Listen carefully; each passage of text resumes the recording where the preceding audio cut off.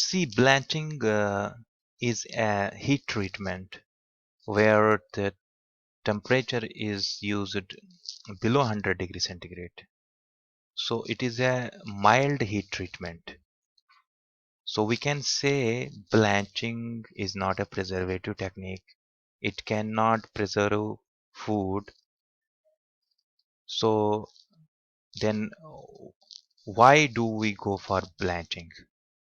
Basically, there are some processings, for example, freezing and dehydration. When we go for these processings are insufficient to deactivate enzymes. Means enzymes remain active even after freezing or dehydration, and those enzymes will deteriorate our food. So these enzymes need to be deactivated before going such type of processings. The main objective of the blanching is, now we came to know, it is to deactivate the enzymes.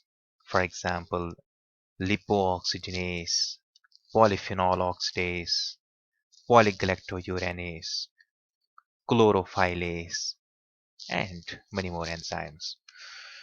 Actually, these enzymes, they are present in the food system, and they either deteriorate the fat, or they cut the polymer chains and change the texture, or they may degrade the color. For example, chlorophyllase, it degrades the chlorophyll green compound, and the color of those green foods is changed, gets changed. So the main objective of the blanching is to deactivate these enzymes before further processing, like dehydration and freezing. Now, how much temperature we need, and for how much time we should blanch foods? Because if we do not calculate the time temperature combination, uh, these two things may occur: under blanching or over blanching. Sometimes we may not blanch sufficiently the food, which is more detrimental than the unblanching, because when we increase the heat, there is 10-degree rise in rate of reaction. So suppose if any if any enzyme deactivates at 70 degrees centigrade, so but we have blanched that food uh, up to only 65 degrees centigrade. So this increase in heat from 20 degrees, say 20 degree to 65 degrees centigrade, will actually increase the rate of the enzymatic reaction. So underblanching is more dangerous than the unblanching. And sometimes we may over blanch the foods, which will cause the cooking effects to the food, which is also not desirable. So we must calculate the time temperature for all foods before going to blanching. So how can we decide how much time and temperature is needed? Basically, what we do, we have chosen the markers, especially the catalase and the peroxidase. These are the heat resistant enzymes present in the food system.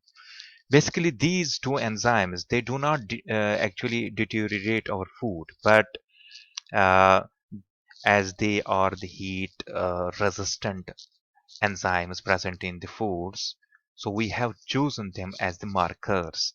So after completing the blanching, we detect, we test these enzymes. If these enzymes are present in active form in the food after blanching, it means the blanching is under blanching. But if these enzymes have been deactivated, it means the blanching has been done sufficiently. So these two enzymes have been chosen only because they are the heat resistant enzymes. And among these two enzymes, peroxidase is more heat resistant. So uh, on the basis of uh, these markers, uh, these are the most heat resistant enzymes, we decide the time temperature combination for the food. There are other factors like the size of the food particle, uh, and the type of the food, its composition. They are also the factors uh, uh, which are used to decide the time temperature combination for the blanching. These are the three methods by which we can do blanching. Number one is the steam blanching, then it is hot water blanching, and nowadays microwave blanching is used also. So steam blanching is, it is having advantages over the hot water blanching, because in hot water blanching, the water soluble compounds leach out. So we may lose the water soluble compounds which are present in that food. So steam blanching is more preferred uh, than the hot water blanching.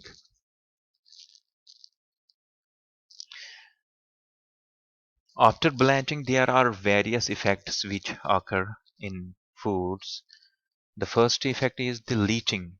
As I already told you, the water soluble compounds, say vitamin C, it may leach out from the food. So to prevent this, steam blanching is more preferred. And then it is it's cooled with cold air.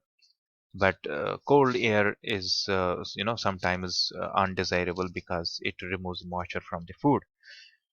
But it is not a significant it is not a significant loss.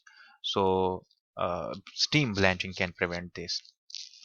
With blanching, the color of the foods becomes brighter. And the reason for this is because blanching removes the air which was uh, which was present in the food tissues. The air is removed and the dust is also removed. Yeah?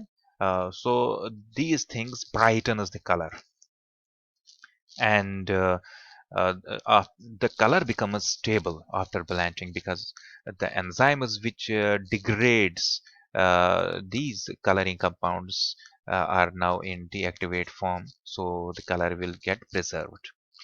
Next is the enzymatic browning.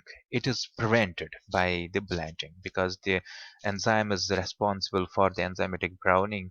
They gets deactivated, and the browning does not occur. Also, due to blanching, the softening of the softening texture is produced, which is sometimes desirable. For example, in case of the can filling, the soft texture is desirable because it aids in the filling. But when we have to dry foods, then we do not need the soft texture. So in that case, we should prevent the soft texture formation, and we can add calcium chloride, 1 to 2% calcium chloride. Calcium chloride. So this will, prevent the soft texture formation. Also, to prevent the chlorophyll loss, we can also add 0.125% weight by weight sodium carbonate or calcium oxide. Sodium carbonate or calcium oxide. It will protect the chlorophyll during the due to the heat treatment. But this addition of the sodium carbonate may enhance the vitamin C loss uh, because they are not stable in the alkaline conditions. So this is the disadvantage of using this method. So this was all about the blanching. Uh, why do we go for blanching, and what are its methods and what are its changes? If you have any question, you can post comment, and I hope I will answer those questions. Thank you for watching.